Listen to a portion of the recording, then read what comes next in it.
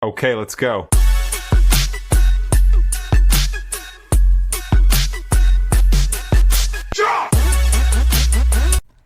Hi, y'all. I'm Redheaded Neighbor, and thank you so much for joining us for Rush Wednesday.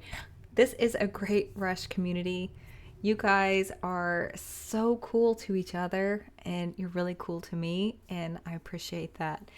This is also something that came from subscribers. It's like, y'all know what I like. Y'all are really getting to know me, I feel like, because I really do enjoy behind the scenes stuff, and yeah, this looks like it's full of interviews about the something for nothing that I just reacted to last week.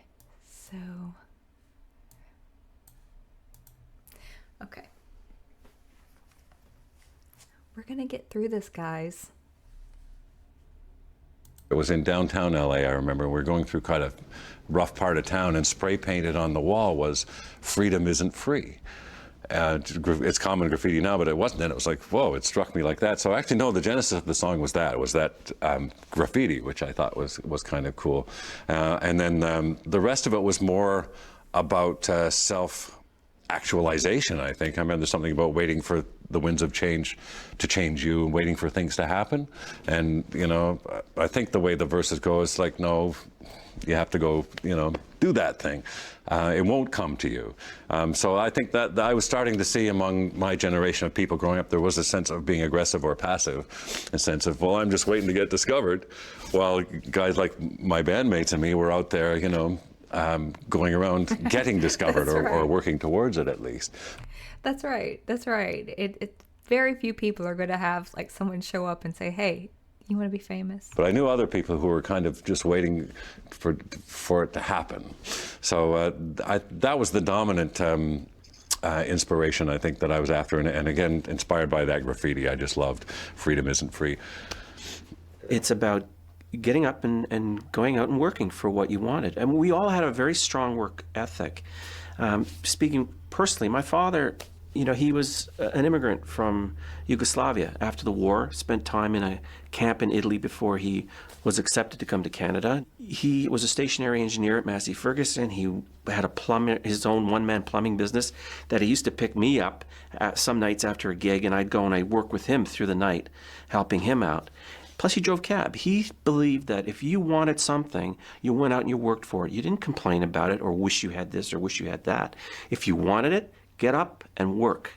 And I think we've all had that same work ethic. We work very hard, and we take great pride in working hard and seeing the results of our toil. Yes. And I think that song has a real strong message to it that's directed at the whiners and complainers. Get up and do it if you want it. Don't complain about it. Just get up and do it. Nothing is for free in this life. So get on with it. Oh, yeah, I agree with that so very much. The way that I grew up, my family, like my parents, grew up very, very, very poor in rural Arkansas. So my mom, from the time she was tiny, grew up dragging a cotton sack, picking cotton, picking okra. They would be migrant workers going to Michigan to pick cherries, and you know, then they had their own farm, and so they worked all day. Like when they would get out of before school, they worked. When they would go to school all day and then get home and work until bedtime. And when they going to school was like a break for them, you know. So yeah, you grow up, if you have a dream, yes, dream, but you have to work for it to make it happen. Just like with anything, moving a muscle to make it bigger, you know. If you want to be better at something, keep doing it, you know, practice, take a chance, take a risk, but you have to stay at it and, you know, have that work ethic. You know, you're going to get tired, rest, and then get up and go again. Just don't quit. The opening for the song was on the 12-string.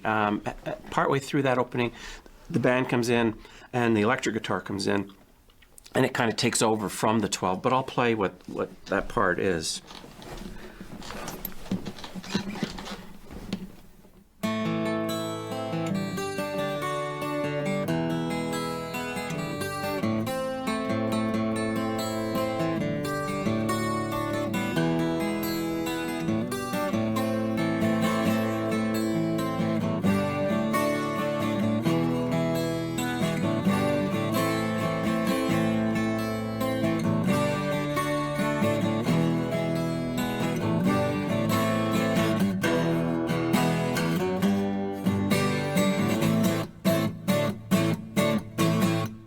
and then the sixth string takes over. It can, That man, he's a master. and it starts with kind of an arpeggiated beginning, and I played the bass part kind of muted.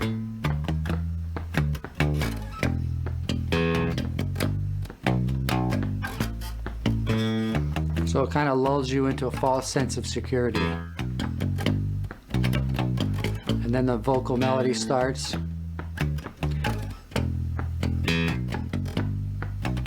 And then when the band finally comes in, it kind of comes slamming in, and then it's off to the races. Waiting for someone to come and turn the world around.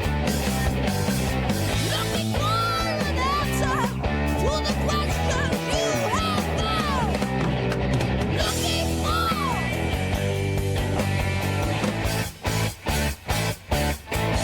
an open door.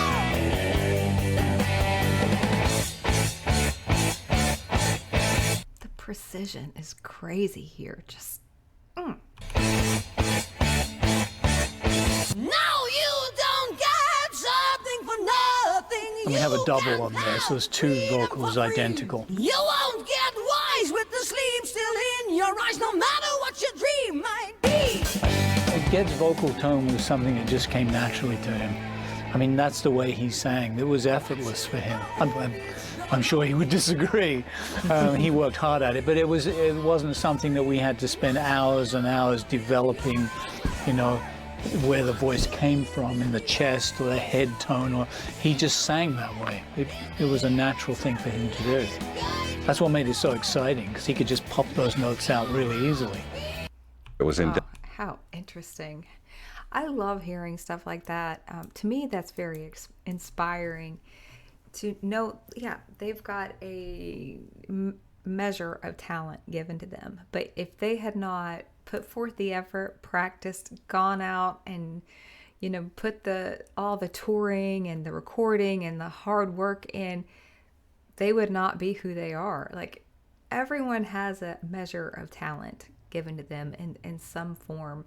And what you choose to do with it, it's up to you, you know? And we can all do something, even if it's being a supporter of someone else, you know? Like, being an encourager is very important in this life. So, I mean, there's always something, but you have to practice. And I feel like Rush, they just have a way of bringing us that kind of excitement, that type of inspiration that we need.